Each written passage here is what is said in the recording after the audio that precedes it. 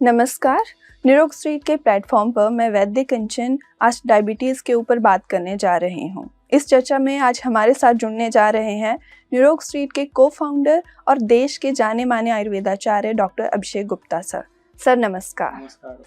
Sir, जैसा कि हम जानते हैं, इंडियन मेडिकल डेटा एनालिसिस के अकॉर्डिंग हमारे देश में डायबिटीज़ के पेशेंट दिन ब दिन बढ़ते ही जा रहे हैं। तो उसके ऊपर ही आज हम चर्चा करने जा रहे हैं। तो सर, मेरा पहला प्रश्न ये है कि डायबिटीज़ क्या होता है और डायबिटीज़ अगर किसी को हुआ है तो उसके क्या कारण हैं? जनरली अगर कारण की हम बात करें तो ये अपने आप में, जैसा कि आपने शुरू में बताया कि हमारा देश जो है डायबिटीज़ कैपिटल बनने की ओर बढ़ रहा है और विश्व में ये बहुत तेज़ी से फैलता जा रहा है और मोस्ट कॉमन डिसऑर्डर के रूप में आज की डेट में जो है बनता जा रहा है। और इसके बहुत सारे कारण हैं। और इसके अलावा जब हम इसके टाइप्स की बात करते हैं तो दो तरह की डायबिटीज़ जनरली, जब मॉडर्न सिस्टम या एलोपैथी की बात करते हैं तो उसमें दो तरह की डायबिटीज़ बहुत कॉमनली जो है जिक्र होता है, टाइप 1 डायबिटीज़ और टाइप 2 डायबिटीज़, जिसे डायबिटीज़ मेलिटस और डायबिटीज़ इंसिपिडस करके जो है बताया गया है। अब जब हम आयुर्वेद की बात करते हैं तो आयुर्वेद में डायबिटीज़ को प्रमेह के रूप में बताया गया है, क्योंकि कॉमनली जो है ट्रेंड में जो है डायबिटीज़ वर्ड बहुत फ्रिक्वेंटली यूज होने लगा, तो इसलिए हर कोई इसको डायबिटीज़ के नाम से जानने लगा। लेकिन जब हम आयुर्वेद शास्त्रों की बात करते हैं तो वहाँ पे प्रमेह के नाम पे जो है बहुत सारा इसके ऊपर जो है वर्णन मौजूद है। और आयुर्वेद में 20 तरह की डायबिटीज़ या प्रमेह जो है वो बताई गई हैं, जिसमें वातज डायबिटीज़ है, पित्तज डायबिटीज़ है और कफज डायबिटीज़ है। कफ वाली जो डायबिटीज़ है वो 10 प्रकार की बताई गई है, पित्त वाली डायबिटीज़ 6 प्रकार की और वात वाली डायबिटीज़ 4 प्रकार की। तो अगर इसे और थोड़ा सा अच्छे से समझें तो जो कफज डायबिटीज़ है वो बहुत ईजी अर्ली स्टेज पे कॉमनली जो है होने वाली डायबिटीज़।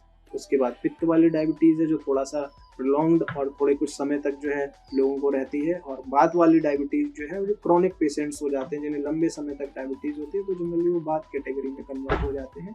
अब जब हम इनके कारणों की बात करते हैं तो आयुर्वेद में एक बहुत अच्छा श्लोक बताया गया है, जिसके पहली अगर दो टर्म बताऊं तो आस्य सुखम स्वप्न सुखम के बारे में उसमें बताया गया। तो इसका अर्थ होता है कि जो लोग जीभ का चटोरापन जो है करते हैं, यानी कि जो बहुत ही कॉमनली ऐसी डाइट लेते हैं जो अपने उन फूड को जो है हैबिट्स को जो है जैसे कि उनके खान पान में जो है वो बहुत ज़्यादा मीठा लेते हैं, बहुत चटपटी तली भुनी चीज़ें, छोले भटूरे, अचार खटाई, इस तरह की जो डाइट लेते हैं। प्लस इसके बाद जब हम स्वप्न सुखम की बात करते हैं, जो लोग गद्देदार बिस्तर पे आराम तलब दिनचर्या जीते हैं, तो कहने का मतलब ये है कि जो लग्जीरियस फूड, सोफिस्टिकेटेड फूड खाने के हैबिट वाले लोग हैं, ऐसे लोगों को जो है डायबिटीज़ होने के चांसेस बहुत ज़्यादा होते हैं। फिर आयुर्वेद में एक नव अन्न करके वर्ड आता है। तो नव अन्न का मतलब होता है कि जो लोग नया अन्न अनाज जो है, जैसे कि नया गेहूँ, नया चावल, जो लोग इस तरह की डाइट को कॉमनली लेते हैं, तो ऐसे में भी जो है उनको भी फ्रीक्वेंटली मेटाबॉलिक रिलेटेड प्रॉब्लम्स होने के चांसेस बढ़ जाते हैं। जैसे हमने सुना होगा कि पुराने ज़माने में लोग जो है पुराना गेहूँ, पुराना चावल बहुत खाया करते थे, तो ऐसे में क्या होता है कि वो एक तरह से अनपॉलिश्ड की ओर बढ़ने लग जाता है और वो जो है उनकी क्वालिटी बढ़ जाती है। लेकिन चूंकि आज की डेट में हर चीज़ पैकेट में आने लगी है, उसमें एक्सपायरी डेट डाली जाती है, तो इस वजह से क्या होता है कि लोग नए को ही प्रिफर करते हैं और जनरली मार्केट में भी नया ही मौजूद होता है, जिसकी वजह से भी कई लोगों को आज की डेट में फ्रीक्वेंटली ऐसे पेशेंट बहुत ज़्यादा बढ़ रहे हैं जिनको डायबिटीज़ हो। फिर चीनी से बने हुए पदार्थ, दही या दूध से बनी हुई चीज़ें, जैसे कि मिठाई हो गया, या जो लोग बहुत ज़्यादा कर्ड या जैगरी से रिलेटेड चीज़ों को ज़्यादा सेवन करते हैं, तो उनको भी ऐसी बीमारी जो है, खास करके डायबिटीज़ जो है, होने के चांसेस बढ़ जाते हैं। और फिर जो लोग बहुत ज़्यादा एग्रेसिव नेचर के होते हैं, जिन्हें बहुत जल्दी जल्दी गुस्सा आ जाता है, जो लोग जो है बहुत चिड़चिड़े या स्ट्रेस वाले नेचर के होते हैं, तो उनके भी कई बार देखा गया कि मेटाबॉलिज्म जो है डिस्टर्ब हो जाता है। और ऐसे लोग जो हाई कैलोरी वाली डाइट, जिनमें कार्ब ज़्यादा है, बहुत ही ज़्यादा हाई कैलोरी वाला फूड है, वो लोग जो लेते हैं, तो ऐसे लोगों को भी डायबिटीज़ होने के चांसेस होते हैं। और इसमें एक और बहुत इम्पॉर्टेंट पेशेंट्स कई बार मिलते हैं जो उनकी फैमिली हिस्ट्री भी रहती है, यानी कि जेनेटिकली जिनकी फैमिली में किसी को डायबिटीज़ की प्रॉब्लम रही हो, तो ऐसे चांसेस होते हैं कि आगे की जनरेशन में लोगों को जो है डायबिटीज़ होने के चांसेस। तो ये मेजरली कारण हैं और इसके कुछ प्रकार हैं जो डायबिटीज़ में आयुर्वेद के बारे में बताए गए हैं। खास करके पहले जो 16 प्रकार बताए गए हैं, कफ वाले और पित्त वाले, ये जनरली सही होने लायक होते हैं और जल्दी ही ट्रीट किए जा सकते हैं। अगर प्री स्टेज पे सिम्टम्स लोग पहचान लें तो उसके बाद जो है इसको रिकवर करना आसान होता है। और ऐसी बात वाले जब आपकी क्रॉनिक डिसीज हो जाती है, पुरानी हो जाती है, तब जाके जो है शरीर में और बहुत सारे विकार बढ़ जाते हैं, तो उसको सही करना थोड़ा मुश्किल होता है। तो सिर्फ 4 प्रकार के ही ऐसे डायबिटीज़ है या प्रमेह हैं जिनको थोड़ा सा डिफ़िकल्ट होता है। अदरवाइज़ 16 तरह के प्रमेह को हम लोग जल्दी ही अगर सही से पहचान लें तो उसको जल्दी ही सही किया जा सकता है। जी सर। सर अगर किसी पर्सन को डायबिटीज़ हुआ हो तो उसको कैसे पहचानें? उसके क्या लक्षण होते हैं? क्या डायग्नोस्टिक टूल्स रहते हैं डायबिटीज़ को फिगर आउट करने के लक्षण लिए? की जब हम बात करते हैं तो शरीर में जनरली जिन लोगों को फ्रीक्वेंट यूरिनेशन होता है, जिन लोगों को बहुत ज़्यादा एक्सेस पसीना आता है, स्वेट आता है, जिन लोगों की बॉडी से स्मेल आती है, दुर्गंध आती है उनके पसीने में, जिन लोगों का मुंह बहुत ज़्यादा सूखता है, जिन्हें बार बार प्यास बहुत ज़्यादा लगती है, जिन लोगों को जो है शरीर में हाथ पैरों में जलन महसूस होती है, तो इस तरह के कुछ सिम्टम्स हैं जिनको हम लोग पहचान सकते हैं, जिससे कि हमें पता चल सकता है कि ये डायबिटीज़ की स्टार्ट स्टेज है, अर्ली स्टेज है। तो ऐसी अगर किसी को दिक्कत हो रही है तो उसको तुरंत कॉन्शियस होना चाहिए। और टेस्टिंग की जब हम डायग्नोसिस की बात करते हैं तो आयुर्वेद के बहुत सारे पैरामीटर्स हैं जो आयुर्वेद के डॉक्टर के पास जाके पल्स की डायग्नोसिस करा के उनसे जो है कंसल्ट करके जो है पहचाने जा सकते हैं। अगर नॉर्मल अगर लैब टेस्ट की बात की जाए तो HbA1c करके एक बहुत ही कॉमन टेस्ट है जिससे हमें पता चल सकता है कि बॉडी में शुगर लेवल किस तरह के जा रहे हैं। फिर इसके अलावा फास्टिंग वाला एक टेस्ट होता है कि खाली पेट में शुगर की जांच होती है। फिर PP करके बोला जाता है, पोस्ट पेरिंडियल करके, जिसमें कि खाने के बाद की जांच होती है। और एक होती है रैंडम ब्लड शुगर होती है कि आप खाना खाए हो नहीं खाए हो, आप किसी भी टाइम जाके नॉर्मल अपना शुगर लेवल चेक कराते हैं। तो इन सारी चीज़ों में इनमें से किसी भी एक टेस्ट में पता चल जाता है कि डायबिटीज़ का लेवल क्या हो रहा है। फिर यूरिन में भी शुगर के टेस्ट के सिम्टम्स आ जाते हैं। जब हम यूरिन की जांच कराते हैं तो उसमें भी कई बार जो है शुगर के सिम्टम्स पॉजिटिव निकलते हैं। तो उससे भी ये पता चलता है कि लोगों को हमारे शरीर में या लोगों को जो है डायबिटीज़ की शुरुआत हो चुकी है या डायबिटीज़ का लेवल क्या है वो पता चलने लग जाता है। तो ऐसा अगर कुछ भी अलार्म दिख रहा है या ऐसा जांच में कुछ भी आ रहा है तो उसके लिए कई सारे उपाय जो हैं वो करने चाहिए। ओके सर, तो ये था डायबिटीज़ क्या है, डायबिटीज़ को कैसे पहचानें।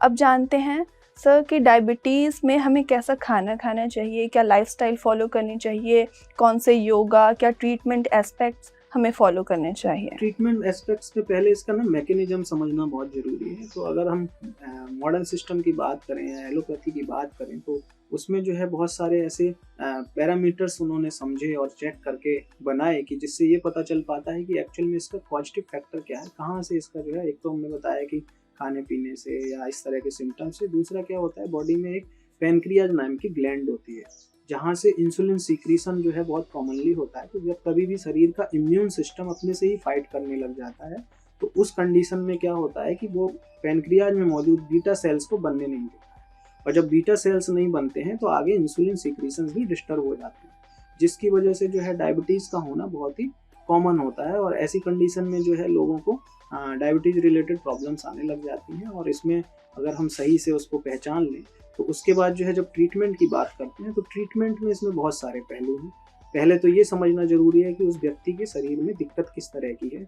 जनरली क्या होता है, बाज़ार में आजकल जो है बहुत सारा ऐसा प्रचलन बना दिया गया है कि डायबिटीज़ के नाम पे एक स्पेसिफिक टिकिया, या आयुर्वेद में भी ऐसा बहुत सारा जो है ऐसा आयुर्वेद की इसकी डिसीज नाशनी बटी और ये ऐसे करके बहुत सारी जो हैं इसके टैबलेट्स और फॉर्मुलेशंस आ गए हैं। लेकिन ये तरीका जो है कई बार रिलायबल नहीं होता है और लॉन्ग टर्म में जाके वो इफेक्टिव नहीं रह जाता है।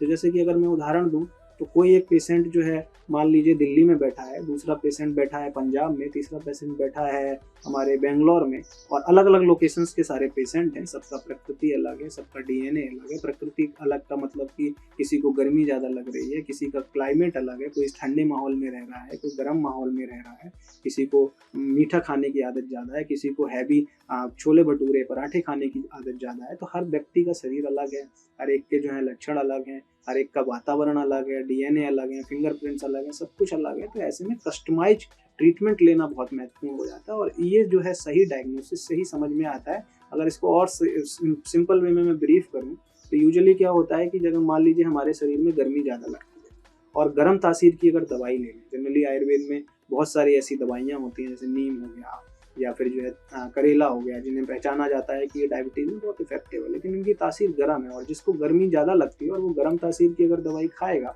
तो निश्चित है कि उसको जो है डायबिटीज़ की दिक्कत सही ना होके बल्कि दिक्कत बढ़ाएगा। और ऐसे ही बहुत सारे लोग जिनको सर्दी ज़्यादा लगती है या अंदर से ठंडा ज़्यादा लगता है और उसको अगर ठंडी तासीर की कोई दवाई दे दी जाएगी जो डायबिटीज़ में यूजफुल होती है और वो लॉन्ग टर्म तक लेगा तो उसको दूसरी दिक्कत होने के चांसेस बढ़ जाएंगे और उल्टा डायबिटीज़ में भी जो है एडवर्स इफेक्ट होंगे उस दवाई के।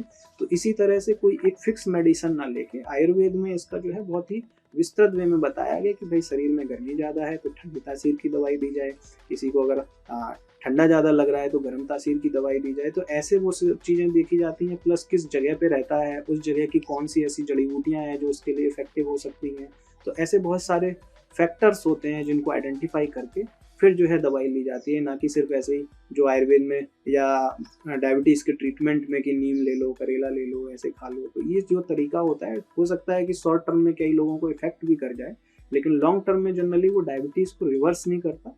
और वो क्या होता है कि फिर वो हैबिट, जैसे एलोपैथी मेडिसिन लगातार हम लोग खाते रहते हैं, जो लोग मैं देखता हूँ कि पेशेंट्स आते हैं 30-30 साल से 35-35 साल से खा रहे हैं, उसके एडवर्स इफेक्ट से उनको थायराइड भी हो गया या बीपी भी हो गया, किडनी की दिक्कत हो गई।